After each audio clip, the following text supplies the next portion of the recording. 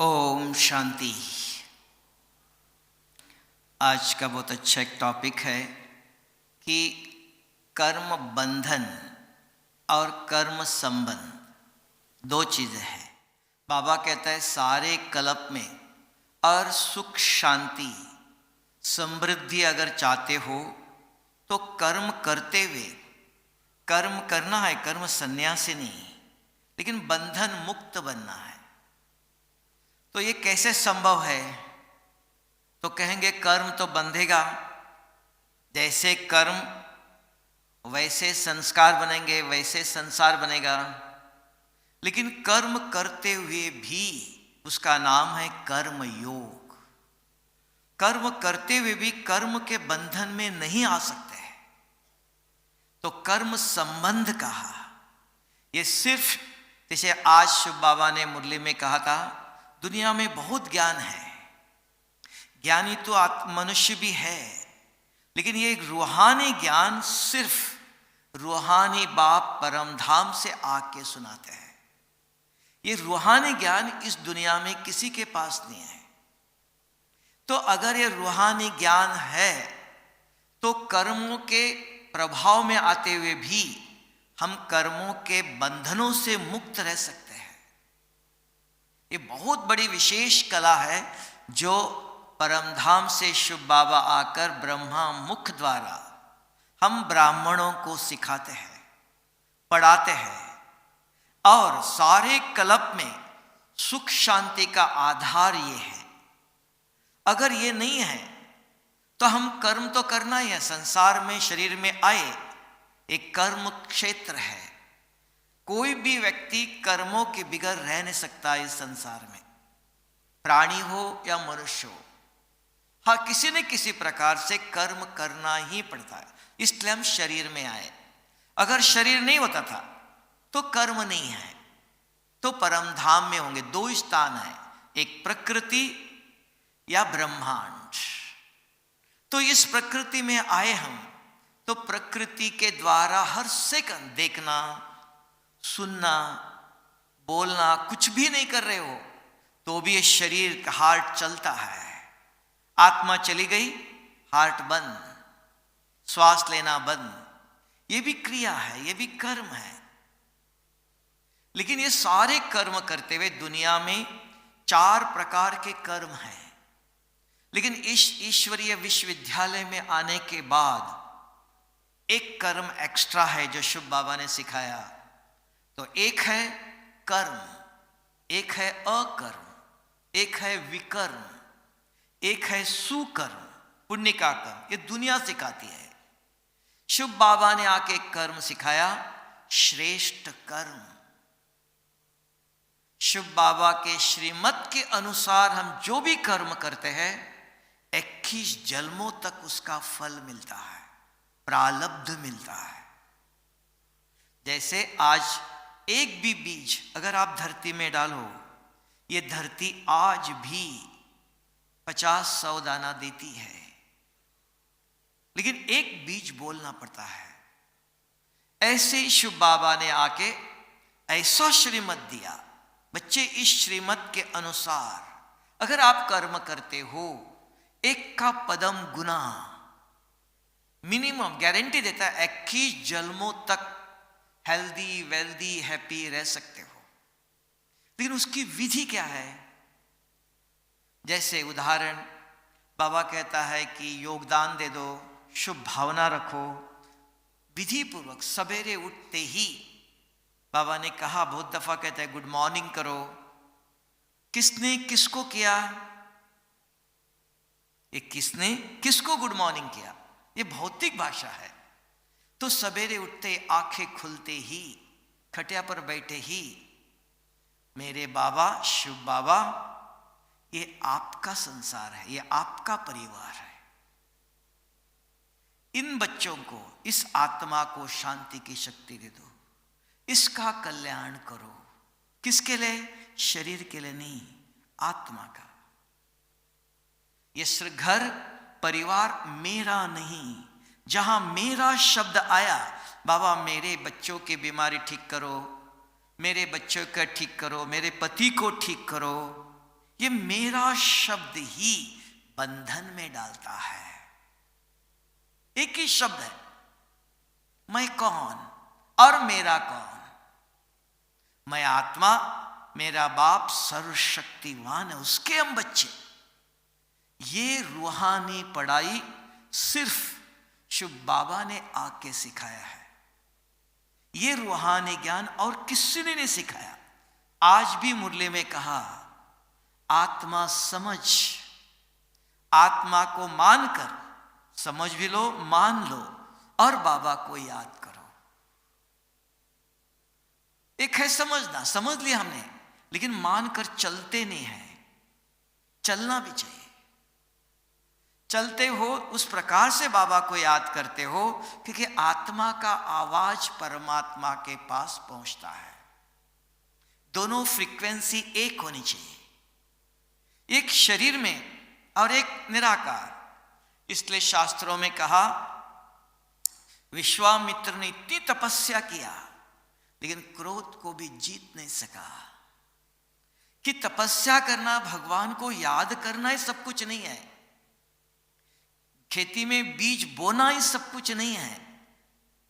बीज कहां बोना है उसका भी ज्ञान चाहिए। कैसे बोना चाहिए? जमीन पर ऐसे बीज डाल दो, चिड़िया खा के जाएंगे। बीज बोने की विधि है, जहां पानी हो, खाद हो, धरती अच्छी हो और बीज विधि पूर्वक बोते हो, तब फल निकलेगा। यहां भी भगवान को याद आधा कल्प से करते आए। कितने साधु संत तपस्या कर रहे हैं, किसके लिए? और बाबा ने हमको कहा, मैं एक ही हूं जो पतित आत्मा को पावन करने आया हूं। सारी दुनिया कहता है, चाहे लाख करो चतुराई, लेप मिटे नारे भाई।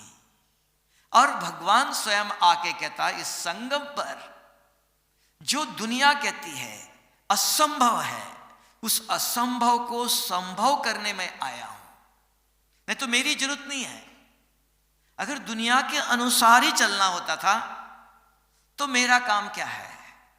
मैं इस दुनिया से अलग हूं, सर्वशक्तिवान हूं। मेरे पास ऐसी सर्वशक्तियां है जो दुनिया आज समझती है असंभव है। गृहस्थ में रहकर पवित्र रहना असंभव है। कहा आग और कपूस एक साथ रहे, यह असंभव है। लेकिन आज शिव बाबा ने इस ईश्वरीय विश्वविद्यालय के द्वारा संभव करके दिखाया। कितना आप देखो, यहां बैठे हो, गृहस्थी है, सन्यासी नहीं है। घर बार छोड़ के नहीं बैठे हो, बाल बच्चे पोते बहू सब परिवार में रहते हुए भी पवित्र रहते हो। किसकी कमाल है ये? जो असंभव है तो आज संभव। आज भारत देश में इतने गीता पाठशाला, इतना सेंटर, इतना ब्रह्मा कुमार कुमारियां, कौन है? माताएं, पति पत्नी, बच्चे बूढ़े। भगवान किस विधि से कर रहा है? कि ये शरीर है, शरीर अलग है, आज है कल छोड़ देना है।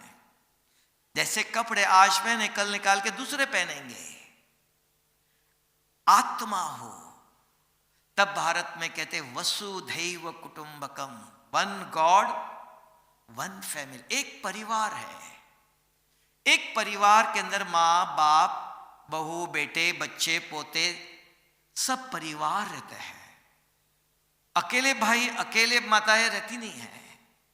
सभी परिवार में सबके प्रति शुभ भावना। मेरा भाई, मेरी बहन, मेरा पति नहीं, सब हम एक परिवार है, एक शिव बाबा के बच्चे हैं। ये एक मेरा शब्द अगर आप चेंज करते हो तो ये रूहानी परिवार हो गया। इसलिए भारत के अंदर शिव बाबा ने आकर एक धर्म स्थापन किया, आदि सनातन देवी देवता धर्म। वो गृहस्थ धर्म है। सन्यासी आधे कल्प के बाद आए हैं। गृहस्थ में रहते हुए पवित्र गृहस्थी, सिर्फ एक शब्दों से ही कि हम आत्माएं हैं। ग्रस्त में रहते हुए भी हमारी गृहस्थी पवित्र होती है। अगर मैं आत्मा का ज्ञान नहीं था, ग्रस्त में रहते हुए अपवित्र गृहस्थी थी, ये मेरी युगल, ये मेरा मेरा आया, वहां दुख अशांति के बीज हमने बो लिया। तो उस बीज को जलाना है अभी। तो शिव बाबा कहते हैं मेरे योग अग्नि के अंदर इस बीज को सदा के लिए जला सकते हो। ये वो तपस्या है, वो याद है, ये बीज जला सकते हो। क्या बीज? मेरा इस संसार में कुछ भी नहीं है, लेकिन एक चीज मेरी है। कौन सी है वो? मेरा बाबा तो सारे कल्प में है, आप मानो या नहीं मानो, तो भी भगवान के बच्चे या और किसी रावण के बच्चे नहीं। लेकिन और भी एक चीज आप कह सकते हो, ये मेरी चीज है, वो आपको नहीं छोड़ेंगी और आप उसको छोड़ नहीं सकते हो। वो एक चीज है, मैंने किए हुए कर्म, मेरे संस्कार, वो आपको नहीं छोड़ेगा। कहीं भी जवाब वो, और आप उसको छोड़ नहीं सकते हो। तो यह असंभव है। इसको संभव करने के लिए शिव बाबा ने आके कहा, मैं कौन? मैं सर्वशक्तिवान शिव बाबा का बच्चा हूं। अगर ये स्मृति है, आज भी मुरली में कहा, शरीर को नहीं देखो, आत्मा को देखो। लेकिन एक विडंबना है कि आत्मा दिखाई नहीं देती है। तब कहा, आत्मा समझो, इस शरीर के अंदर शिव बाबा का बच्चा है, भगवान का बच्चा है। ये समझ है। ये समझ के अगर आप किसी को देखते हो, कोई भी हो, मित्र हो, दुश्मन हो, छोटा हो, बड़ा हो, हर एक के प्रति शुभ भावना आती है। इसलिए शास्त्रों में कहा, अधम ते अधम महापापी है, बहुत खराब है। तो धर्म का मूल है दया और क्षमा। वही कर सकता है, सभी नहीं। जिसके अंदर ये आध्यात्मिक ज्ञान नहीं, तो वो कहेगा कर्मों का फल, सजा देनी चाहिए। उसने ऐसे कर्म किया, उसको सजा मिलनी चाहिए। जिसके अंदर आध्यात्मिक ज्ञान है, अपने को अपना भाई समझता है। देखो, आपको एक सुंदर उदाहरण बताता हूं, प्रैक्टिकल। राजस्थान का चित्तौड़ का राजा था। ऐसे युद्ध के समय पर दो भाई थे। एक भाई दुश्मन के साथ में जाके मिला, दुश्मन का सहारा लेके उनके सैन्य में था। और चित्तौड़ का महाराजा जो राणा प्रताप सिंह, वो लड़ने लगा अंग्रेजों से। युद्ध करते करते करते हल्दी घाटियों पर चढ़ा, पीछे उसके पीछे सैन्य लगी और चेतक करके उनका घोड़ा था। ऐसी परिस्थिति आई, घोड़ा घायल हो गया, गिर गया। तब जरूर दुश्मन 1 मिनट में उसको पकड़ करके बंदी बना सकते थे। उसी समय भाई दुश्मन है, दुश्मन के साथ है, देखा मेरा भाई गिर गया, तुरंत उसने आकर के अपना घोड़ा भाई को दिया और कहा, यहां से जाओ जल्दी। भाई दुश्मन होते हुए भी समय पर काम में आता। क्यों? मेरा भाई है। बाहर का रूप दुश्मन है किसी कारण से, उसके पीछे बहुत कारण है, लेकिन भाई मेरा भाई है, शुभ भावना, एक एक खून है। तो ये एक चीज चाहिए, हम भगवान के बच्चे हैं, ये मेरा है, ये मेरा भाई है, हम एक भगवान के बच्चे। अगर ये स्मृति हमारे अंदर है सदा, उसको बाबा ने आज कहा कि आत्मिक दृष्टि से देखो। ये शिव बाबा के बच्चे, कोई कितना काला हो, लंगड़ा हो, अंधा हो, गरीब हो, करोड़पति हो, लेकिन ये सभी के साथ सभी इस बात को अपने आचरण में नहीं ला सकते। तब कहा, पढ़ेंगे लिखेंगे बनेंगे नवाब। सभी नवाब बनना चाहते हैं, राजपद चाहते हैं, सुख शांति चाहते हैं, लेकिन वो अपने आप नहीं मिलेगा, कुछ पढ़ाई चाहिए। तो इस ईश्वरीय विश्वविद्यालय में यही पढ़ाई है कि मैं कौन और मेरा इस संसार में कौन है। अगर ये एक ही शब्द अच्छी तरह से बार बार क्योंकि हमारी बुद्धि में बचपन से ही एक प्रोग्राम दिया है, डाल दिया अंदर, इनको भाई कहना है, इनको बहन कहना है। ये शरीर के माँ बाप ने प्रोग्राम दिया। अभी आत्मा के जो माँ बाप हैं, उन्होंने वो आकर के आत्मा के अंदर एक नया प्रोग्राम भर रहे हैं कि अपने को आत्मा, ये भी सब आत्माएं हैं, ये नई पढ़ाई है। ये इस ईश्वरीय विश्वविद्यालय में जो आते हैं, रोज पढ़ाई करते हैं, तो उनके बुद्धि में इसकी धारणा होती है। और जो अच्छी रीति से पढ़ते हैं रोज, तब का पढ़ेंगे लिखेंगे भी। नहीं तो सुना, यहां से बाहर जाते ही भूल जाता है कि बुद्धि इतनी तमो प्रधान हो गई है, ठहरता नहीं बुद्धि में। तो अगर लिखत में कहीं रखा है, बार बार अपने को स्मरण, बार बार पढ़ाते हो, स्मृति दिलाते हो, जागृत अवस्था में रहते हैं। तब जितने हम जागृत हैं, उतना आचरण में आता है। तो हम कर्म बंधनों में नहीं आते हैं। इसलिए कहा सवेरे उठते ही, आंखें खुलते ही, मेरा पति, मेरे बच्चे, मेरा परिवार नहीं। शुभ बाबा, ये आपका परिवार है, ये आपके बच्चे हैं, ये आपका बेटा है। मेरा शब्द अगर निकाल दो तो आपके संकल्प तुरंत पहुंचता है, क्योंकि दोनों एक भगवान के हैं, मेरे नहीं। तो एक शरीर हो गया। और किसका कल्याण करना चाहते हो आप? शरीर की कि आत्मा की? आत्मा की, शरीर की नहीं। शरीर के स्मृति में रहकर अगर आत्मा को शुभ भावना देते हो, वो पहुंचती नहीं है। दोनों अलग फ्रीक्वेंसी है। तब बाबा ने आज भी कहा, आत्मा के स्मृति में रहकर परमात्मा के साथ संबंध जोड़ो। शुभ बाबा, ये आपके बच्चे हैं, क्योंकि हमारे पास आज वो शुभ भावना नहीं है। आत्मा के अंदर वो ताकत नहीं। मन भी देख लो तमो प्रधान हो गया है। एक 5 मिनट भी देख लो मन में किस प्रकार के विचार आते हैं। ये मन मैला हो गया है। कोई भी इस दुनिया में आज मन जीत नहीं है। हम मन के गुलाम हैं। ये बुद्धि, आत्मा, मैं मन के गुलाम हूं। तो मन पर जीत चाहिए। तब कहा जगत जीत। तो यहां एक बाबा ने नंबर 1 राजयोग सिखाया है। नंबर 1 पवित्रता है। ब्रह्मा कुमारी आश्रम में नंबर 1 पवित्रता है। कुछ भी नहीं है, इतनी सिंपल है। और वही नंबर 1 राजयोग है। आंखें खुलती, किसी पर नजर गई, कोई भी हो, शुभ बाबा ये आपके बच्चे हैं, इनका कल्याण करो। श्रेष्ठ संकल्प नंबर 1 पवित्रता। किसी को देखते मन में गलत विचार आया, नंबर 1 अपवित्रता। पहले संकल्प, फिर दृष्टि जाती है, फिर बोल निकलता है, फिर कर्म होता है। तो संकल्प को ही परिवर्तन करो, बीज को ही परिवर्तन करो, कोई भी हो। तो ये नंबर 1 पवित्रता है। किसी ने शादी नहीं किया तो ब्रह्मचारी है। ब्रह्मचारी और पावन, पवित्रता में अंतर है।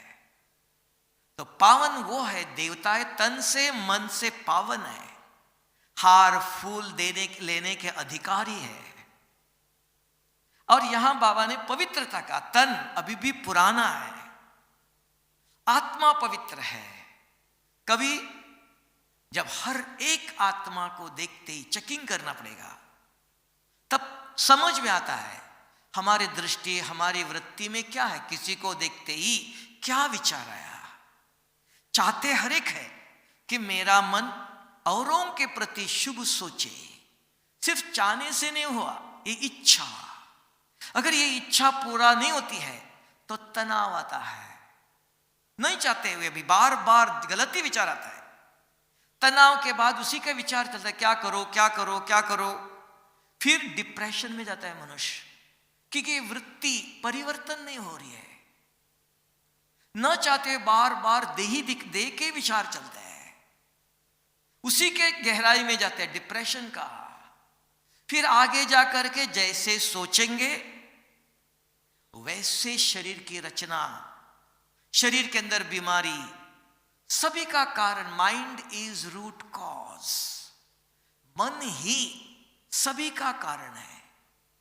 तो शुभ बाबा ने आके ऐसी विधि दिया कि मूल को पकड़ो, पत्ते को नहीं। मूल क्या है? विचार। तो सवेरे उठते ही घर में शुरू करो, आंखें खुलते ही ये मेरा बच्चा, मेरा पति, इस शब्द को ही चेंज करना है। शुभ बाबा ये आपके बच्चे हैं, ये आपका परिवार है। चैरिटी बिगिंस एट होम कहा। शुरुआत शुरू से करो, फिर उसके बाद अगर आप कितना भी कहो वो काम नहीं करता है। कि शुरू का फर्स्ट थॉट मेरा आ गया, मेरा ही सब कारण का, दुखों का कारण है। इसलिए अगर आप कर्म बंधन में नहीं आना चाहते हो, कर्म संबंध, जैसे अगर कोई पूछता है माता जी ये कौन? हाँ मेरा पति है। ये परिचय देने के लिए। ये कौन? मेरा बेटा है। परिचय देने के लिए सिर्फ। आत्मा माता जी जानती है, बुद्धि को, बुद्धि है, समझ दिया है मेरा पति तो एक है, मेरा एक ही है, ये सब भगवान के बच्चे हैं। ये समझ के अगर आप संसार में हर कदम रखते हो, उदाहरण देखो, घर में भी सेवा करते हो आप, मधुबन में भी सेवा करते हो, सेंटर में भी सेवा करते हो, दोनों में अंतर है। अगर मधुबन में, सेंटर में सेवा करते हो, पद्मों की कमाई जमा होती है। वही काम सब्जी काटना, रोटी बनाना घर में भी बनते करते हो, एक का एक गुना जमा होता है। कर्म वही है, स्मृति। तो यहां कर्म करते समय मधुबन में बाबा को भोग लगने वाला है, सेंटर में कुछ सेवा करते हो तो बाबा को भोग लगने वाला है, घर में सब्जी काटते हो मेरे पति को ये चाहिए, मेरे बच्चों को ये चीज चाहिए, तो वहां मैं, मेरा पति, मेरा बच्चे, मेरा परिवार आया, एक का एक गुना। यहां मैं आया, यहां मैं नहीं, शुभ बाबा को भोग लगने वाला, भगवान की सेवा कर रहे हम, एक का पदम गुना। वो करना चाहिए, संसार में रहते हुए भी करना चाहिए, लेकिन वो बहुत जन्मों की आदत बनी, वो एकदम चेंज नहीं होता है। अगर सवेरे उठते ही नाश्ता बनाना है, खाना बनाना, पहले विचार आता है बेटे को ये पसंद नहीं आया है, पति को ये पसंद नहीं आया है, ये बनाना पड़ेगा। तो यहां नहीं, तो यहां बेहद, सेंटर में भी बेहद शुभ बाबा को, वो कभी बोलता नहीं ये चाहिए ये नहीं चाहिए, भगवान को। तब कहा अगर भगवान की याद में सेवा करते हो तो कर्म बंधन नहीं। एक सुंदर बाबा ने एक दफा बहुत सुंदर एक्सप्लेनेशन दिया, बर्तन भी बांझ लो। मधुबन में भोली दादी थी, 24 घंटा सेवा करती रहती थी। तो बाबा ने बहुत दफा कहा कि आप बर्तन भी मांझ लो, झाड़ू लगाओ, तो भी आप विश्व महाराजन बन सकती हो। कैसे होगा ये? साधारण कर्म है, झाड़ू लगाना, बर्तन साफ करना, विश्व महारानी कैसे बन सकते हो? विश्व महाराजन कैसे बन सकते हो? ऐसे ही नहीं, ये ऐसे नहीं है। इसका उदाहरण, स्पष्टीकरण चाहिए। झाड़ू लगाने वाला बर्तन साफ करने का विश्व महाराजन कैसे बनेगा? हाँ, यहां एक्सप्लेनेशन चाहिए। सिर्फ ज्ञान सुनने से समझ में नहीं होगा। सुनने के बाद अगर आपको समझ में आया, नहीं आया, पूछना है। देख लो कि आप कोई भी काम करते हो, कर्म करते, मैं शरीर, जैसे कि एक माता सब्जी काट रहे हैं, सब्जी काट रहे, माता समझ के घर वालों के, परिवार के लिए, बच्चों के लिए, ये समझ के सब्जी काट रहे, उसका रिकॉर्डिंग हो रहा है, अंदर संस्कार बन गया। आत्मा शरीर छोड़ के गई, क्या संस्कार लेके गई? जैसे संस्कार वैसे संसार। उसी प्रकार के कर्म करना पड़ेगा। क्यों? कर्मों के संस्कार बन गए। वही अगर आप यहां सब्जी काटते हो, पोछा लगाते हो, जो भी साधारण कर्म कर रहे हो हाथों से, कर्म करते करते हाथों से कर्म, उसको बाबा कहते हैं कर कार्डे दिल। तो कर्म कर रहे हो साधारण, दिल में, बुद्धि में क्या याद है? बाबा का ज्ञान का चिंतन कर रहे हो, बाबा से बात कर रहे हो, बाबा से बात करते करते, ज्ञान का चिंतन करते करते अगर आप कर्म करते हो, वो कर्म का संस्कार बन रहा है, ज्ञान का संस्कार बन रहा है, कर्म का नहीं। कर्म शरीर से कर रहे, कोई भी साधारण कर्म करो, लेकिन मन में जो चिंतन चल रहा है वो अंदर रिकॉर्ड हो रहा है, बाहर का प्रभाव नहीं पड़ता है। अगर वो नहीं कर रहे हो आप, शरीर के कर्म करते उसी में ध्यान है, उसको कहा कर्म कॉन्शियस। कर्मों के प्रभाव में आए, जो भी साधारण कैसे भी कर्म करो, वो कर्म अंदर रिकॉर्ड हो रहा है, संस्कार बन रहा है, वो संस्कार लेके जाते हो। जैसे यहां संस्कार भर रहे हो, वैसे ही आत्मा संस्कार ले जाती है। जैसे आजकल देख लो, छोटे बच्चों को डायबिटीज, उन्होंने चीनी खाई भी नहीं अभी तक, जन्मते ही बीमारी कहां से आई? ये आत्मा, इस शरीर में जो आत्मा के अंदर बीमारी थी, वो आत्मा बीमारी ले जाती है। जन्मते ही बीमारी शुरू, कहां से आई? छोटे बच्चों के अंदर उन्होंने चीनी अभी तक खाई भी नहीं, कैरी फॉरवर्ड, संस्कार ले जाती है। ये अच्छी तरह से जानना चाहिए। तो अगर जैसे आप कर्म करते हो या कोई भी काम करो, कर्म करते, कर्म योग सबसे श्रेष्ठ है कि कर्म बंधनों से मुक्त करता है आपको, एक नहीं अनेक जन्मों के लिए। कोई भी काम, साधारण खाना बनाओ, सब्जी काट लो, कुछ भी खेती में काम करो, कर्म खराब नहीं। कर्म किस स्मृति में कर रहे हो, किस कॉन्शियस में कर रहे हो। जैसे देखना, आप सोते समय भी अंतमति सो गति कहते हैं। अगर सोते समय टीवी देखते देखते गलत इधर उधर की बातें सोचते पढ़ते सो जाओ, उसी प्रकार के संस्कार जागृत होते हैं। इसलिए किस स्मृति में आप सो गए, श्रेष्ठ स्मृति में सो जाओ, तो सोते हुए भी अच्छे अच्छे स्वप्न आएंगे। अंतमति सो गति, ये सारे सृष्टि का अंतिम समय आया है। कभी भी अचानक परिवर्तन होता है, हो सकता है। तो सारे दिन में कर्म करते समय किस स्मृति में कर रहे हो? कुछ भी नहीं चाहिए, बहुत कुछ नहीं चाहिए, कर्म करो, हर प्रकार के कर्म करो। ज्ञान सवेरे सवेरे बाबा सुनाता है, एक दो मुरली के पॉइंट ले, उसका चिंतन करते रहो और हाथों से काम करते रहो। इसमें कोई तकलीफ है? अगर कर्मों के संस्कार नहीं बनाना चाहते हो, ये कर्म ही आप कर्म करते, कर्म सन्यासी तो नहीं बन सकते हम।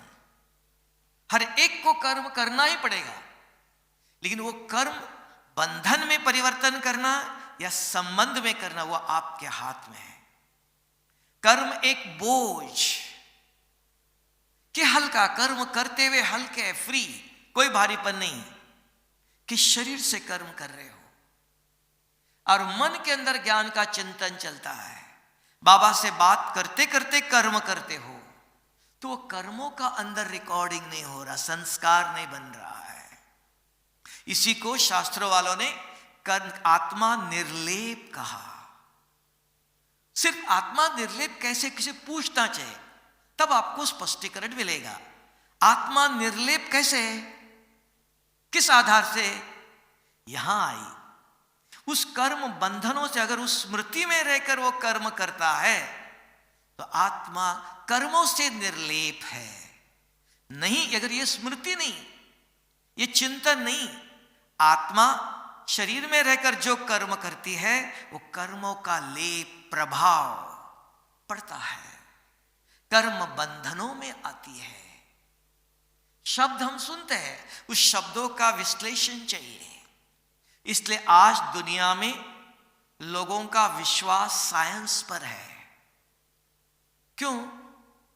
ऐसे अपने आप नहीं, साइंस हर एक शब्द का, हर एक एटम का, हर एक वस्तु का विश्लेषण करता है, स्पष्ट करके दिखाता है इसके अंदर क्या क्या चीज है, ये कैसे बना, पानी कैसे बना, क्या क्या चीज इसके अंदर भरी हुई है, हर चीज स्पष्ट करके दिखाता है। उसको कहते हैं फिजिकल साइंस। तो ये आध्यात्मिक ज्ञान भी साइंस है। यहां भी बाबा हर बात खोल के दिखाता है, बताता है। आत्मा, एक ही शब्द नहीं तो गीता में भी आत्मा का ज्ञान है, स्वामी विवेकानंद ने भी आत्मा का ज्ञान दिया, आत्मा कहा। लेकिन बाबा सिर्फ आत्मा करके छोड़ता नहीं, it is a spiritual science. ये भी साइंस है। ये आध्यात्मिक ज्ञान जो है ये भी पक्का प्योर साइंस है। आत्मा क्या चीज है खोल के दिखाता। आत्मा माना मन है। मन के अंदर दो प्रकार के विचार चलते हैं। आत्मा के अंदर बुद्धि है। बुद्धि तीन प्रकार से कर्म करती है। उसके बाद संस्कार है। आत्मा के अंदर दो प्रकार के संस्कार बनते हैं, सूक्ष्म और स्थूल।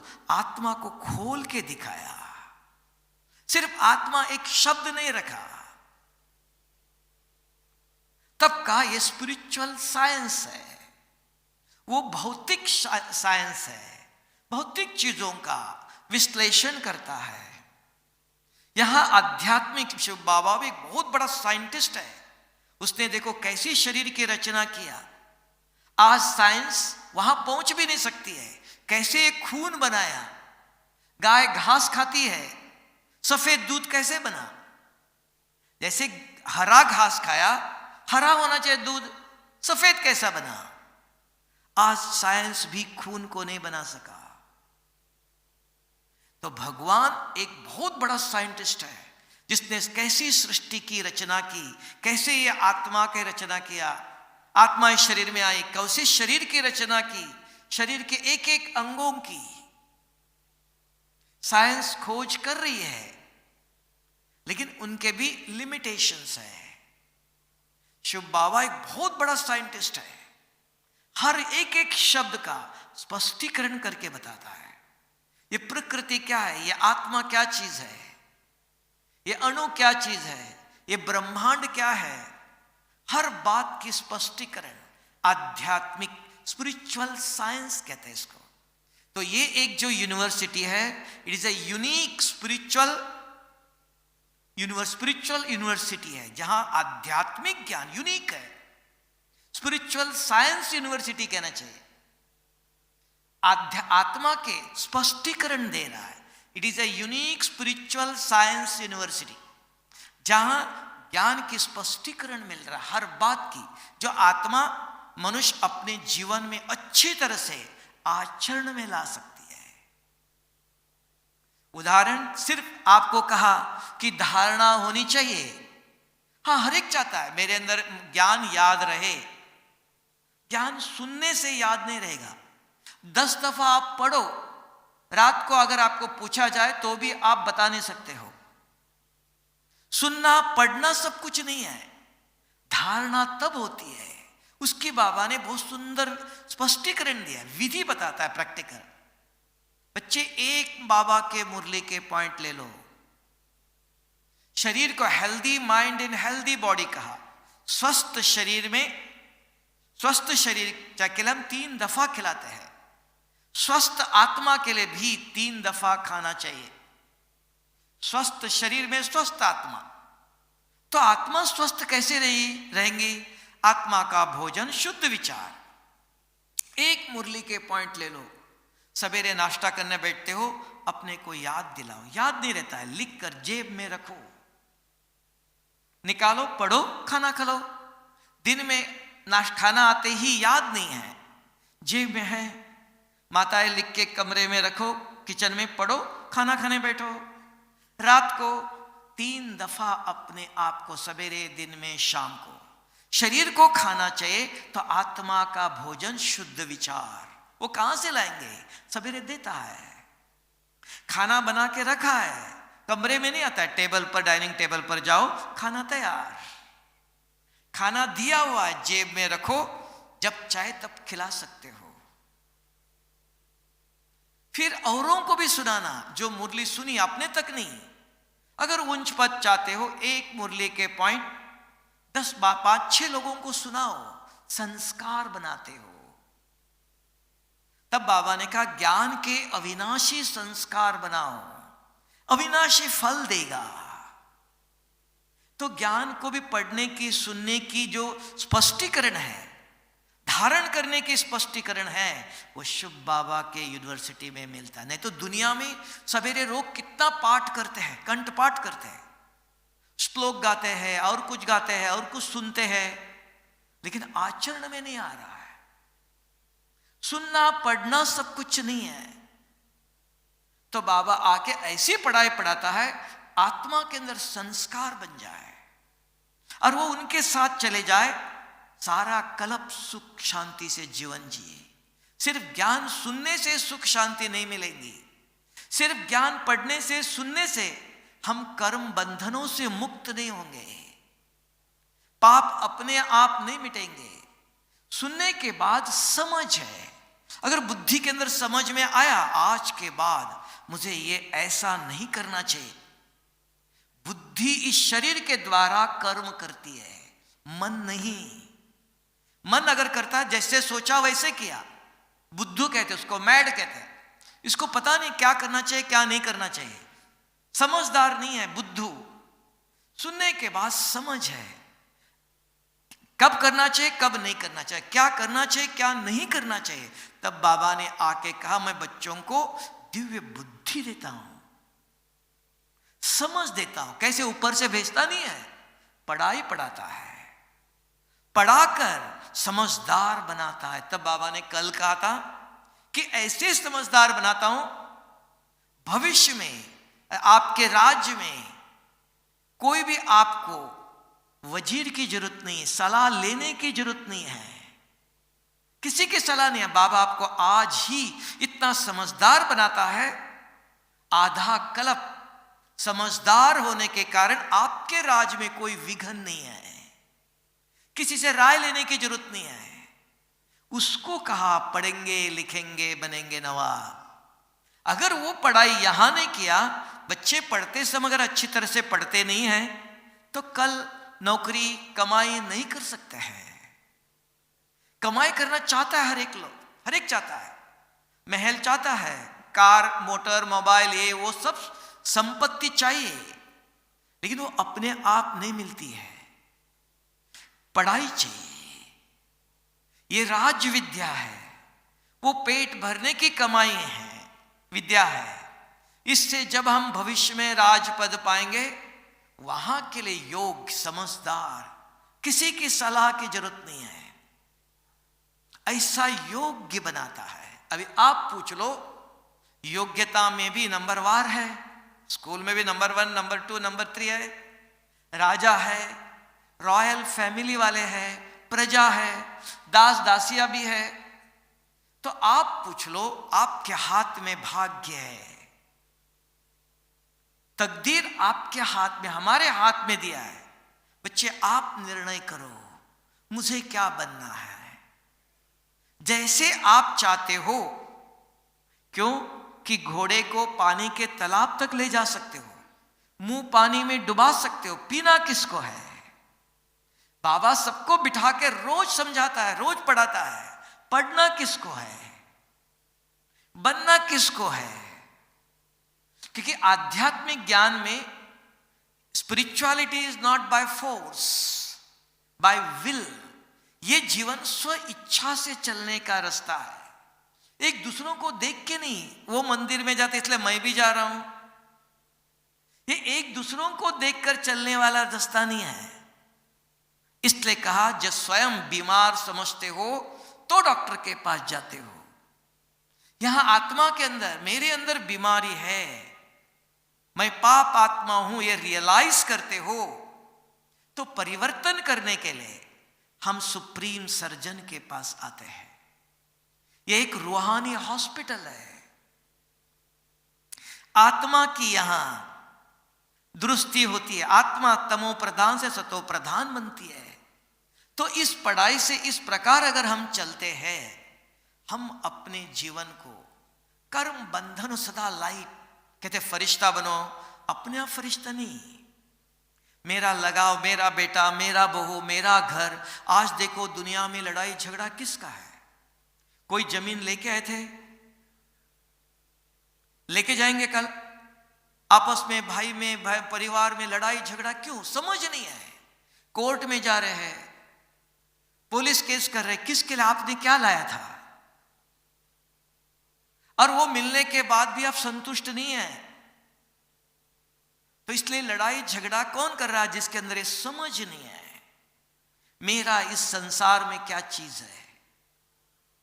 अगर जिसको तब कहा, आज बाबा ने कहा ज्ञान के बिगर गति सदगति नहीं। शिव बाबा सदगति दाता है। और कौन सा ज्ञान? दुनिया में बहुत ज्ञान है, कार चलाना भी एक ज्ञान चाहिए, लेकिन ये रूहानी ज्ञान, ये एक शब्द जोड़ना चाहिए। सिर्फ ज्ञान नहीं, ज्ञान से सदगति नहीं, रूहानी ज्ञान से रूह की सदगति है। ये आज मुरली में बाबा ने बहुत अच्छा करेक्शन किया कि दुनिया में रूहानी ज्ञान नहीं है, ज्ञान है सिर्फ, उससे सदगति नहीं हो सकती। काले शरीर को गोरा शरीर नहीं किया जाता है, ज्ञान है सिर्फ। ये रूहानी ज्ञान है, काले रूह को सफेद रूह बनाया जा सकता है। रूह की सदगति आत्मा की है, शरीर की नहीं। तो ये रूहानी ज्ञान है, ये रूहानी बाप आके समझाता है।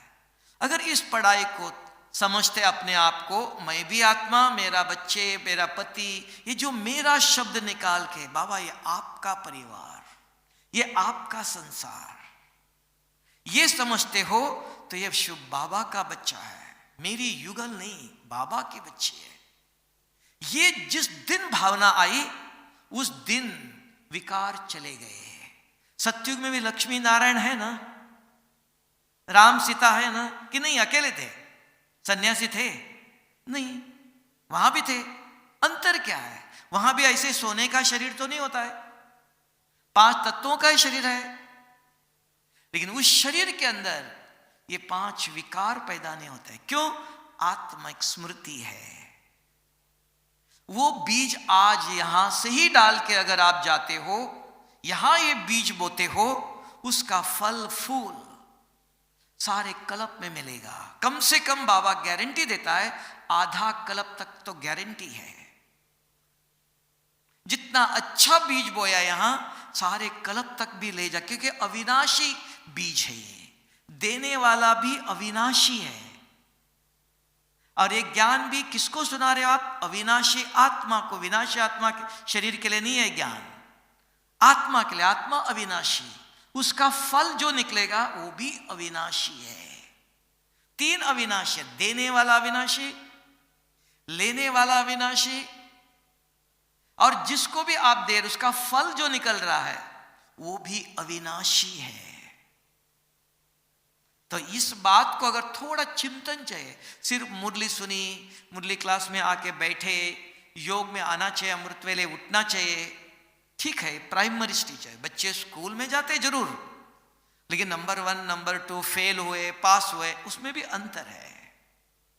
तो यहां भी अगर किसी के जीवन में लक्ष्य है कि मुझे कर्म बंधन में सब कुछ काम करना है, कोई काम छोड़ना नहीं, ये काम नहीं करना है मुझको, नहीं, वो काम करो, लेकिन करते समय ये स्मृति रखो, शिव बाबा से बात करते रहो, बाबा ये आपकी सेवा है, आपके श्रीमत के अनुसार करो। आज आपने ये कहा, आज आपने ये कहा, आज आप ऐसे कहते हो, बाबा से बात करते। बाबा आपके लिए खाना बना रही हूं, बाबा क्या खाना बनाओ, क्या खाएंगे आप, कौन सी सब्जी बनाओ, क्या खाएंगे। बाबा से बात करते करते अगर माताएं खाना बना रहे हो तो देखना कभी भी नमक ज्यादा कम, कोई भी खाने में कमी नहीं होगी, खाने में इतना स्वाद होगा। तब कहते हैं कर्म योग प्रसाद हो जाता है। वो चीज वही है। अगर शरीर की स्मृति में रहो, मेरे बच्चे के लिए ये चाहिए, उसने ऐसा कहा, उसने ऐसा कहा, इधर उधर की बात करते करते अगर आप कर्म करते हो, वो कर्म भ्रष्ट कहा, कर्म श्रेष्ठ विकर्म बन जाता है, पाप कर्म हो जाता है। पाप कैसे? कर्म तो कर्म,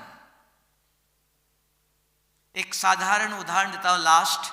देख लो, दो भाई है, दोनों भाई एक साथ बैंक में जाते हैं।